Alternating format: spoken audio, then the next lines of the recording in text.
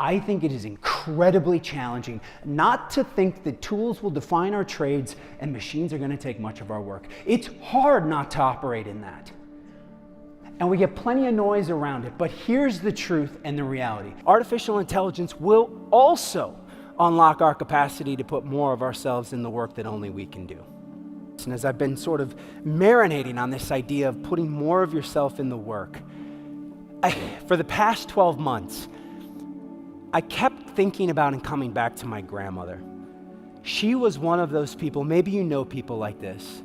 She was one of those people that she liked to show people she loved them through food. How many of you know people like that? Like their love language is acts of service. They got to cook. Is that you right there? I see you waving. Is it you too? Yeah. You walk into her house. She grew up, lived in a little farmhouse. You walk in her house on any given day. Walk in the front door. You were met with the aroma of affection. There was this realization as I got older of like, why did everything taste better in Grandma's kitchen? And what I realized is because it was almost like you could taste the love.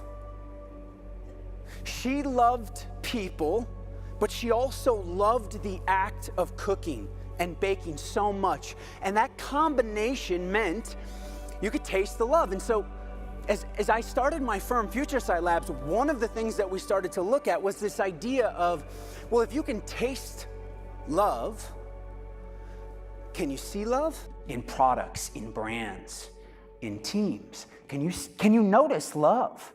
Here's a good example at this property. You walk into the lobby. How many of you saw, was that 2,000 roses in the entryway? You walk into a lobby, you ever notice, you're just like, you could tell the designer, the engineer, the architect, they loved this project. Or you walk into certain offices and the vibrancy, the potency of this culture, people come together and just like, you can feel this love. And what I finally came to conclude was that as I reflect back on life, I think about the most remarkable architecture, the music that has left me speechless, the art that's left me breathless, the leaders and the teams that created the most vibrant cultures, and my grandmother's kitchen. The thing that made them all so special is they were all made with love. And I believe it's the ultimate competitive advantage. I believe the strategy that wins the future for both individuals and organizations is to put your love to work.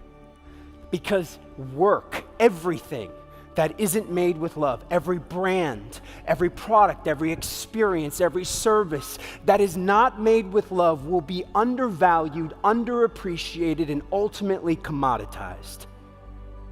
Love is our edge.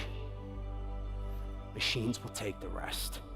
And I believe if there was a single organization or a brand in a vertical that has the opportunity that many will try to highly commoditize and play a price game, you rise above all of that. Why? Because you put your love to work in the part of it that machines can never touch. I want you to lean into it. It is your greatest asset and your greatest resource.